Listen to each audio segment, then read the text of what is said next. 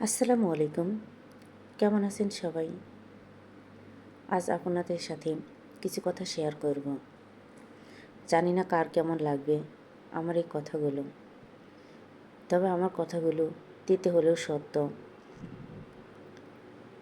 একজন মা একজন বাচ্চার জন্ম দেওয়া থেকে শুরু করে যে ট্রাবলটা করে, সেটা অন্য কেউ করতে পারে না। আর যদি কারো বেবি বড় হয়ে যায়, সে তো আরও কখনো করতে পারে না। আমাদের আশেপাশে যারা আছে তারা সবসময় শুধু একজন মাকে হাজার কথা শোনাতে ব্যস্ত, কিন্তু কখনো কোনো দিন দেখেছেন একজন ব্যক্তি এসে একজন মাকে সাহায্য করতে? না, কখনো হয় না এটা। কিন্তু আমাদের সমাজ এতটাই নিকৃষ্ট পর্যায়ে যে তারা সবসময় একজন বাচ্চার মাকে কথা শোনাতে ব্যস্ত হয়। যেমন আমি আমার কথাটাই বলবো। আমার ছেলে আরাফাত মাত্র 2 বছর। আমি অফিস করি, আমার হাজব্যান্ডও জব করে। ছোটোখাটো আমরা কাজ করে চলি, সংসার চালাই। আমাদের সংসারটা যেরকমই হোক, আমরা কারো কাছে হাত পাতিনি, কারো সাহায্য নিইনি।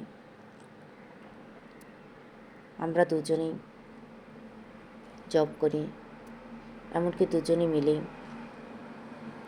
বাবুটাকে সামলাই। কেউ কখনো আমাদেরকে সাহায্য করার জন্য এগিয়ে আসেনি।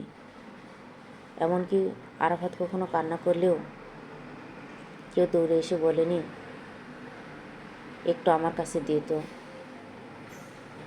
তোরা কোনো কাজ কর বা রেস্ট নি, বা এত কান্না করতেছে কেন, আমি একটু কোলে নিচ্ছি। এ কথাটা কেউ বলেনি। ডে নাইট দুটো মিলিয়ে আমাদের অফিস।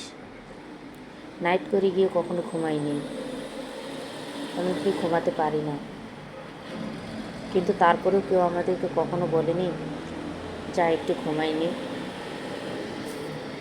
আমি তোর ছেলেটাকে রাখছি বা দেখছি,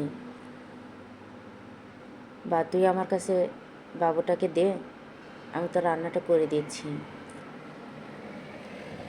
এমনকি তুই বাবুকে সামলা, আমি তোর তরকারিটা গরম করে দিচ্ছি বা ভাতের মারটা ফেলে দিচ্ছি। এরকম কেউ কখনো বলেনি, বা কেউ কখনো শুনেও নি।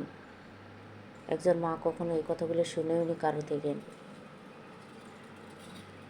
কিন্তু হ্যাঁ, প্রত্যেকটা মা পদে পদে একটা কথাই শুনেছে যে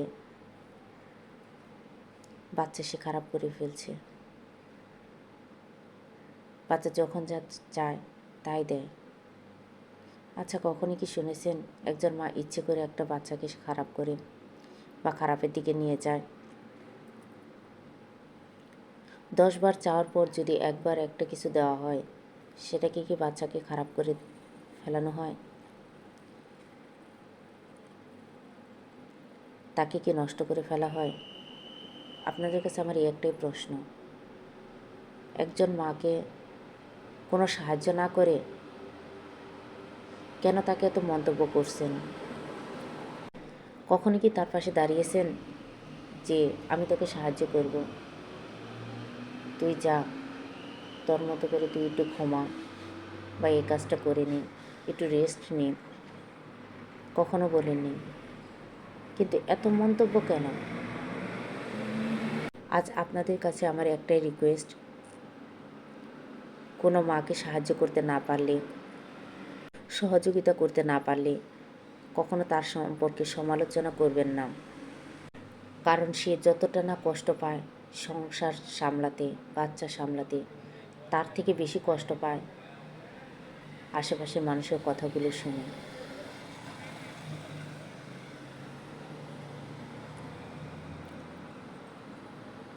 কখনো অন্যকে দোষারোপ করবেন না।